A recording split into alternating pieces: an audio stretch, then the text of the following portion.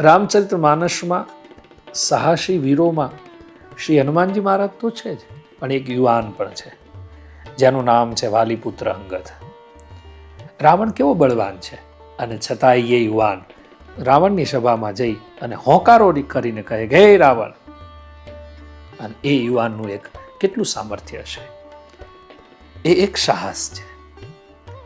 સંધિ કરવા માટે જાય છે, રામના કહેવાથી જાય છે. રાવણ માન્યો નથી, તેમ છતાં અંગદ પોતાની યુવાનીમાં સાહસની સિદ્ધિઓ સાથે રાવણ સાથે સંવાદ કરે છે. શ્રી હનુમાનજી મહારાજ પણ જ્યારે લંકા ગયા છે ત્યારે અનેક અસુરોને માર્યા છે, આખી લંકાને સળગાવી છે.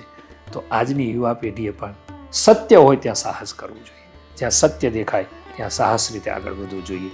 શ્રી હનુમાનજી મહારાજ અને અંગદ બંને સત્યનો સાથ, કારણ કે રામ સત્ય છે અને જો સત્યને લઈને સાહસ કરશો તો જીવનમાં ક્યારેય પાછા નહીં પડો. માટે સત્યરૂપી સાહસથી આગળ વધવું જોઈએ. એ યુવાનનું પહેલું લક્ષણ છે અને એ યુવાનીનું પ્રથમ સોપાન છે. જય સિયા રામ.